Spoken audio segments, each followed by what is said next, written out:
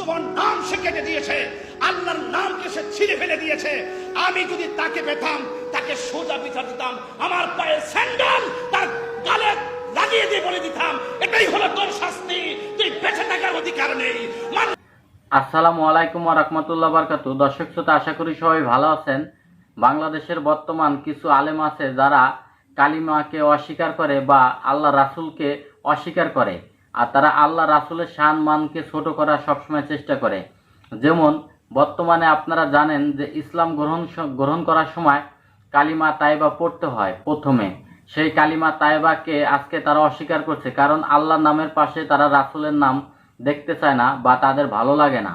রাসূলের দুশমন তারা। দর্শক শ্রোতা, এই বিষয় নিয়ে খুব জরুরি একটি ভিডিও দেখাবো যে একজন আলেম মানুষ কিভাবে এই ধরনের কাজ করতে পারে, আর তার সাথে পীর মুফতি গিয়াসউদ্দিন তাহেরি সাহেব তার কঠিন জবাব দিয়েছে।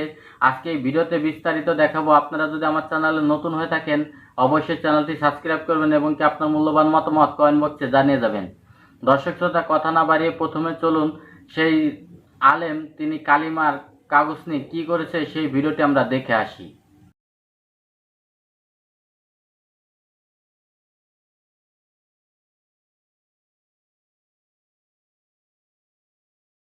দর্শক শ্রোতা, আপনারা দেখতে পেয়েছেন একজন আলেম মানুষে তিনি কি কাজ করেছে। তিনি কালিমাকে অস্বীকার করেছে এবং কি আল্লাহ রাসূলকে অস্বীকার করেছে, আল্লাহ রাসূলের সম্মানকে খাটো করার চেষ্টা করেছে।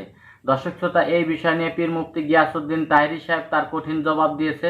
সেই ভিডিওটি খুবই গুরুত্বপূর্ণ, চলুন সেই ভিডিওটি আমরা দেখে আসি।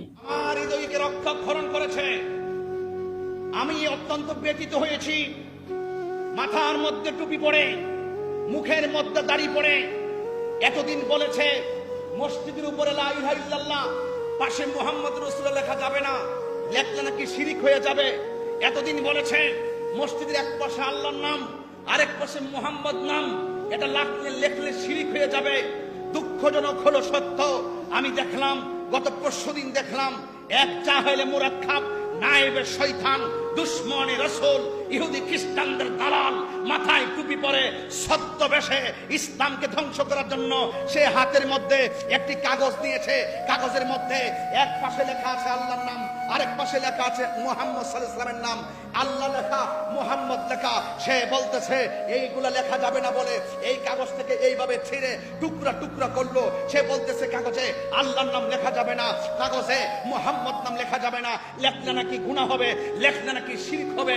আমি তাকে জানাই দিতে চাই, তোমার জ্ঞান যতটুকু তুমি ততটুকুই থাকো। তুমি মনে করেছো সবার বিরুদ্ধে কথা বলে পার পেয়ে গেছো, কিন্তু মোস্তফার বিরুদ্ধে অতীতে যারা কথা বলেছে তারা কেউ পার পায় নাই। কথা বলেন ঠিক না বেঠে?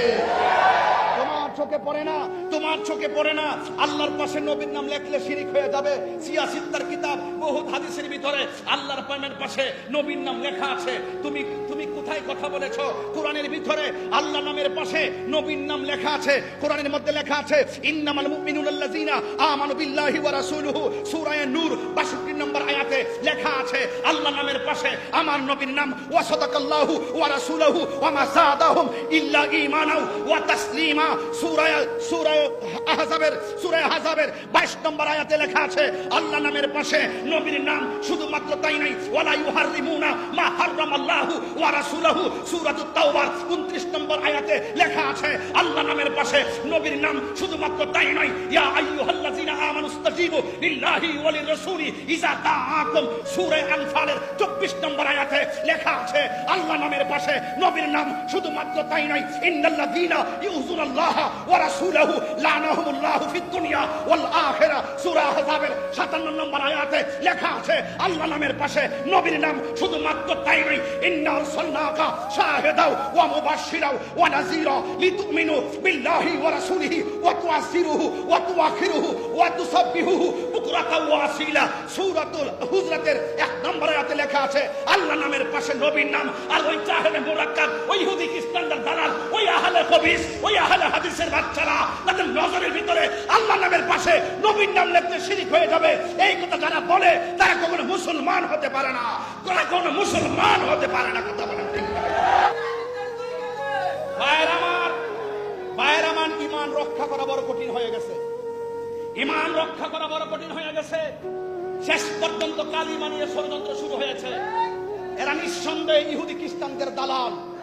কথা বলেন ঠিক না বেঠিক? কালিমার বিরুদ্ধে যারা কথা বলবে, নবীর বিরুদ্ধে যারা কথা বলবে, আল্লাহর নাম নবীর নাম কাগজে থাকলে কেটে ফেলে দিবে। অসংখ্য আয়াত দিলাম, আমি আপনাকে 40টা আয়াত দিতে পারবো, সময় নাই দিলাম না। আল্লাহ নামের পাশে কোরআনে লেখা আছে নবীর নাম।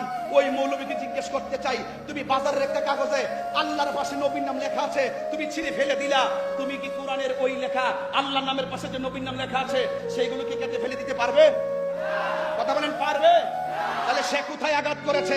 আমি অনলাইনে পেয়েছি, অনলাইনে জবাব দিয়েছি।